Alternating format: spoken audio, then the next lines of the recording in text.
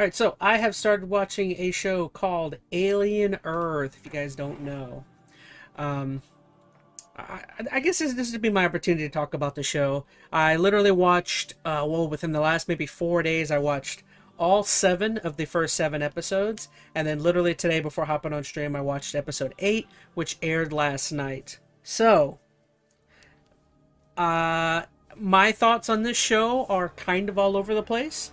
I tell you, I really loved the first maybe. I really loved the first maybe couple episodes. The first couple of episodes, maybe episodes through 1 through 3 or maybe 4. I can't remember specifically where things branched off. But I'd say the first half is really good, and then the second half, in my opinion, it kind of drops the ball a little bit. If you want to know kind of the world that this kind of takes place in, I'm unsure whether the story takes place in like an Elseworld, or if it's or I don't know if if the show takes place in like an Elseworld or some sort of, or maybe it does exactly take place in the Sigourney Weaver Ripley universe timeline with Alien, but essentially it kind of resembles the story of the very first movie. You have this ship, has stuff on it. It's kind of like a transport vessel that's transporting specimens from some unknown world. Things go wrong, whoop-de-doo, and then as it turns out, the ship is on a crash course for Earth. And it makes it essentially. And I will say, the show, in my opinion, mainly revolves around more of the political, more of the sci-fi aspects of Alien.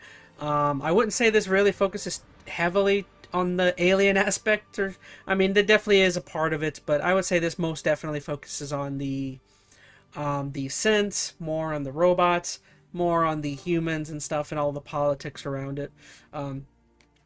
So again, I wouldn't necessarily come out and say that this show was like super spooky, super horror, like it frightened me or anything. I mean, there's some cool moments. There's an episode in particular that reminds very much of like the original movie. I guess I can say it's like episode 4 or 5, something like that. But I will say, where the show begins to lose me is definitely in the writing. I definitely feel like when you get to the later episodes, when you get to like episodes 6, 7, and 8, in my opinion, the writing of these shows takes a steep decline, and it kind of becomes dumb. I'll be honest. Like, even though I like some of the stuff that they were doing with the later portions, I would say the writing for this show is just flat out dumb, which kind of sucks because I've noticed for this show, it's doing a thing that I also noticed with me and Phoenix have talked about. It's doing something that I've noticed if you guys don't know, this show was made by Hulu. It ran on FX. It's on Hulu. Essentially, this show is basically owned by Disney. Also, if you guys didn't know, something I didn't know, but essentially, Hulu's going away after this year. Essentially, Disney's going to roll up everything that's on Hulu Plus and whatnot, and it's going to roll it right into Disney Plus. So, maybe now's a good time to buy as much Disney Plus as you can. Maybe get like a year subscription, because I would anticipate maybe once Hulu does that, the price of Disney Plus is probably going to shoot up. In my opinion, I don't know for sure, but yeah. Again, the thing I was going to mention why it's doing something, I noticed many of the Star Wars and other Disney shows, it's doing that thing where the episodes early on that are written by this showrunner, the particular director, the episodes are great. Loved it. Loved the show. But then, later on, as you get to a certain point, many of the episodes began to be directed and written by another person who is not the showrunner. And it's something I always complain about, but when you have, for me personally, if you're going to make something, a series, a movie or something, and everything is the vision of that sole director or that sole person. If you're going to bring a showrunner on and they are called the showrunner, in my personal opinion, they better direct every single episode. Like, I can't tell you how annoying it is for me to watch this show and to get many episodes in and to enjoy, for the most part, all the episodes that the showrunner makes. And then later on, when when the episodes start getting directed by somebody else, and there's a decline in how much I'm enjoying it, that's a problem. And for me, I don't mean this. I'm not. Again, I'm going to try and keep this super spoiler free. For me, the how the show resolves towards the end is wholly unsatisfactory. I Again, I would recommend it to people if you love Alien. I at least give it the first handful of episodes. That first handful are good.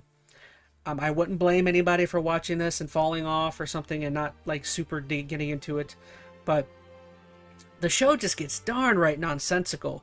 Again, as I was saying before, the show kind of focuses more on the political, the sci-fi aspect, a lot of the intrigue. Where I really do like it is in there's like a lot of background arbitration and stuff happening. If you within the alien world, it's like a very futuristic dystopian kind of business like world where everything is owned by like 4 or 5 companies. Weyland-Yutani, there's this new Prodigy, I don't remember, there's like 3 other companies or something. Or it's Weyland, it's Yutani, it's Prodigy, and there's 2 other ones. But I like a lot of the arbitration, the intrigue, and the behind the scenes stuff when when the ship lands on Earth.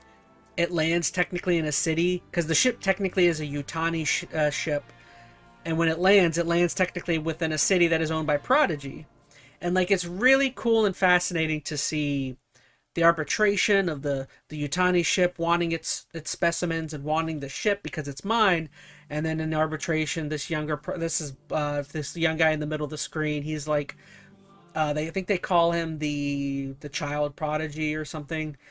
He is like the owner of Prodigy and the owner of the city. He's a total douchebag. But yeah, it's just like fascinating, the arbitration. The lady that the granddaughter of Yutani, she wants her ship back that's got all the specimens. Prodigy here, it's his city, so technically the ship lands within his region.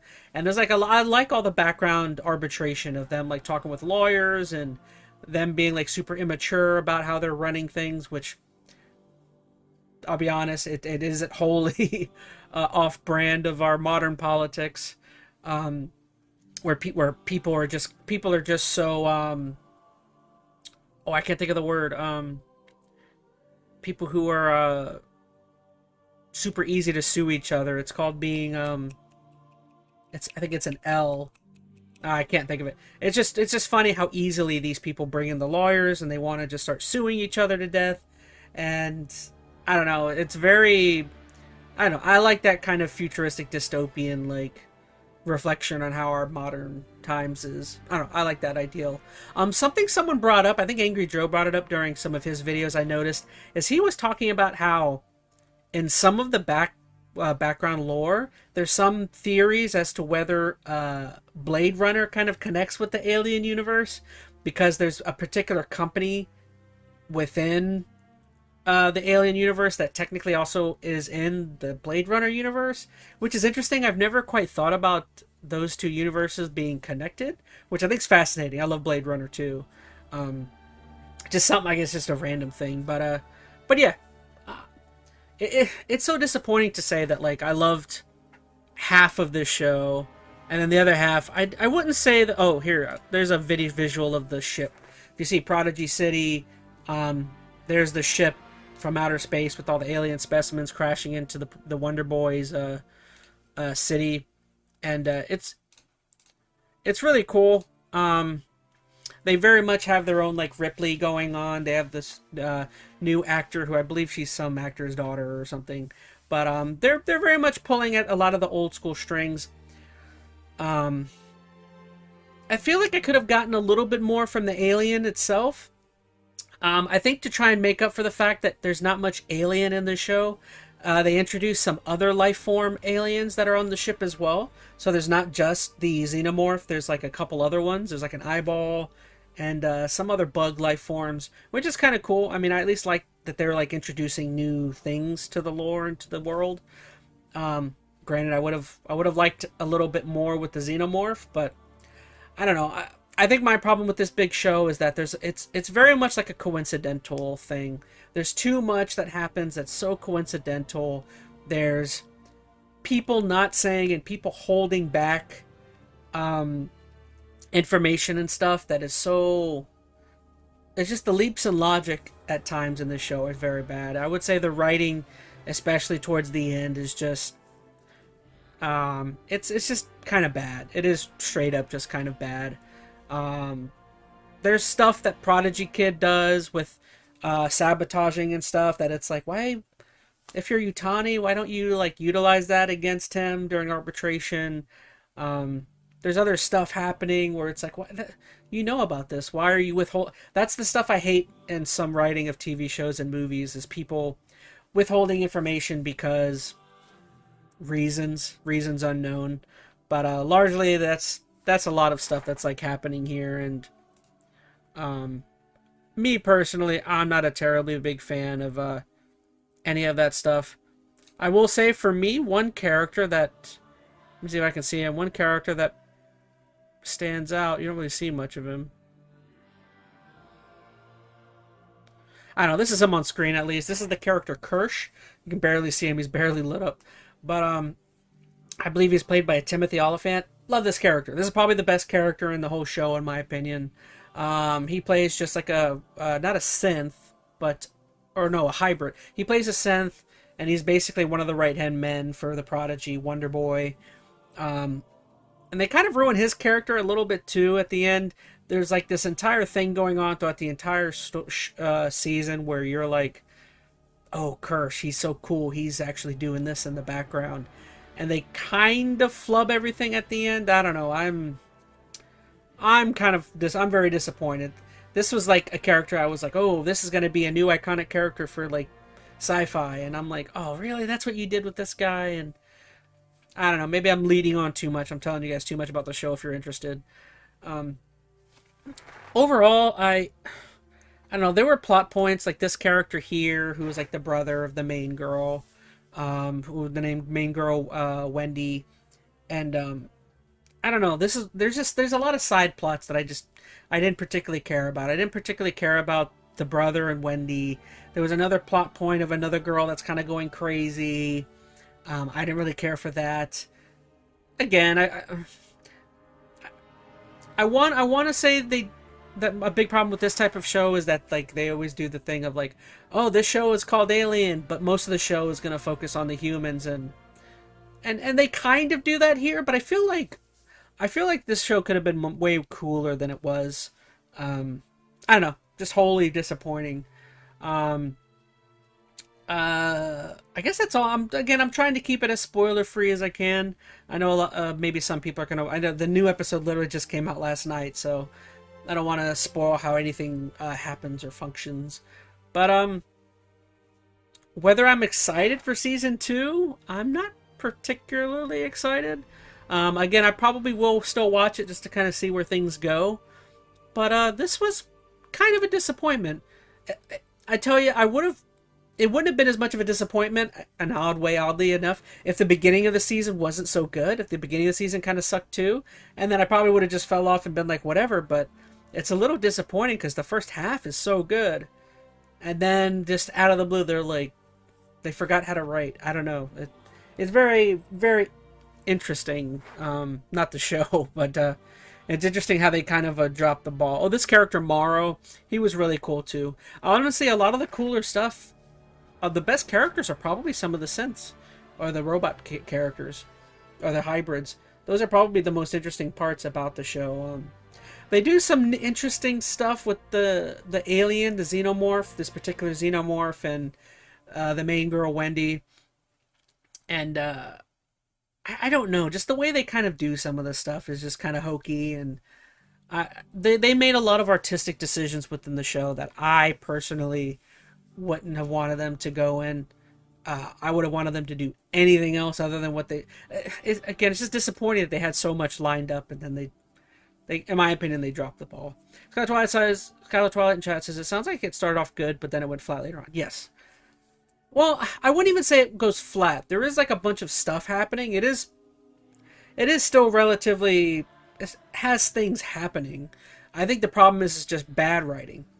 Whoever was writing the latter end of the show, just I don't know, just took a lot of the least interesting. They went in the directions, in my opinion, that is the least interesting for the story and the plot lines that they had. I don't know. Fascinating. I don't know how Disney shows do this. There's so many Disney shows I've seen where like the shows start off good and then they fall off at the end. And I'm telling you, every time I see one of these shows, it's because they have like multiple. They have a main showrunner, and that main showrunner only makes like half of the episodes, and then they have randos making the other episodes, and it's like, what is the showrunner doing? Why are they? What if I'm gonna go on a tangent again. If I hire you and I call you the showrunner of this show, why are you not directing every single episode? I don't know what it is about television networks and doing that. Not even television networks, like modern movie studios. Like with Star Wars, when you have like J.J. Abrams, and then you can't bring J.J. Abrams to work on the next movie, Last Jedi, and you bring on Ryan Johnson, whatever his name is, and then you bring Joss Whedon back for the third movie. It's like, so you bring in Ryan Johnson to F up everything that Joss Whedon had in the first movie. And it's like, why? You have a showrunner, a movie, a main direction you want. I don't know. I'm probably running around in circles on this, but I just feel like if you hire someone and they're called the showrunner, they should direct every episode. I'm guessing the main reason why that doesn't happen is because of scheduling conflicts. And it's like, I'm sorry, scheduling conflicts my ass. If I hire you to be my showrunner, this is your only job for X amount of time that this show goes on for. Why isn't that the case? You know, like I watch a lot of football. Does anybody like hire an NFL coach to be their coach of their team, and then for 4 or 5 games out of the season, somebody else comes in and coaches for the team for them for like a handful of games? I don't know. It makes absolutely no sense to me. I don't know. That's my tangent. I'm going off on a tangent there about this stuff. But I guess I'll kind of wrap up my thoughts as a whole. Again, Alien Earth, a decent show. Again, I would heavily recommend, if you're going to watch it, watch the first 3 to 4 episodes. I would keep, well, it's hard to say. I would keep going if you're enjoying it at that point. But gosh, I feel like I've been talking. My voice is breaking up. I don't know. Go check it out. If I think it's at least good enough to give a try, and I don't know. I enjoyed it to an extent. There you go. That's my thoughts on Alien Earth. I'd love to know down in the chat, down in the comments, what did you guys think of Alien Earth? Were you kind of as bummed out a little bit by the storylines at the end?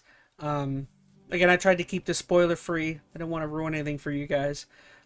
It's just kind of, it's a little disappointing because like I love Alien.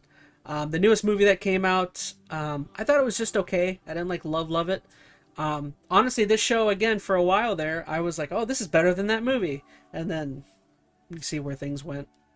But yeah, that's it. That's Alien Earth for you. That season's done.